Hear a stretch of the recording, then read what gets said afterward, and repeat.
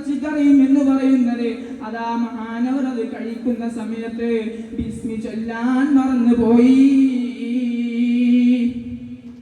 ആ ഒരൊറ്റ കാരണത്താൽ റസൂലുള്ളാഹി സ്വല്ലല്ലാഹു അലൈഹി വസല്ലമ തങ്ങളുടെ മേലുള്ള സുന്നത്ത് നഷ്ടപ്പെട്ട കാരണത്താൽ മഹാൻ അവിടുന്ന് അതാ കഴിച്ചിരുന്ന ഭക്ഷണം അവിടുന്ന് തുപ്പിക്കളയുകയാണ്.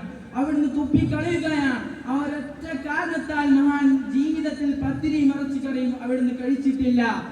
അതുപോലത്തെയുള്ള മഹാനാണ് ജീവിതത്തിൽ ഒരു കറാഹത്ത് പോലും ചെയ്യാത്ത, ജീവിതത്തിൽ ദലാലുൽ ഖൈറാത്ത് എന്ന് പറയുന്ന സ്വലാത്ത് അവിടുന്ന് മുറുകെ പിടിച്ച മഹാനവറുകളെ അവിടുത്തെ ചരിത്രം, അവിടുത്തെ പാത നമുക്ക് തന്നെ പഠിപ്പിച്ചു തരുന്നുമുണ്ട്, പറയിപ്പിക്കുന്നുമുണ്ട്.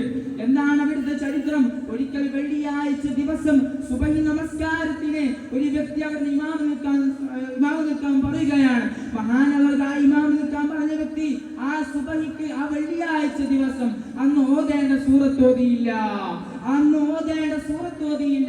ആ ഒരൊറ്റ കാരണത്താൽ മഹാനവർക്ക് അവിടുന്ന് വല്ലാണ്ട് കോപമായിരുന്നു.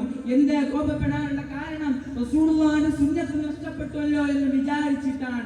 റസൂലുള്ളാഹിന്റെ സുന്നത്തിനെ മുറുകെ പിടിക്കാനുള്ള കാരണമായി അല്ലാഹു തആല ഉൾപ്പെടുത്തുമാറാകട്ടെ.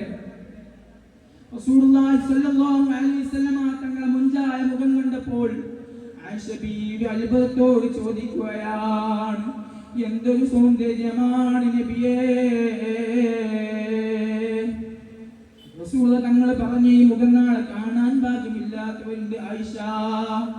റസൂൽ തങ്ങൾ പറയുകയാണ്, ഈ മുഖം നാളെ കാണാൻ ഭാഗ്യമില്ലാത്തവരുണ്ട് ആയിഷ. ആരാണ് അവരെന്ന് ചോദിച്ചപ്പോൾ എന്റെ മേൽ ഒരു തവണമെങ്കിലും സ്വലാത്ത് ചൊല്ലാത്തവരാണവർ.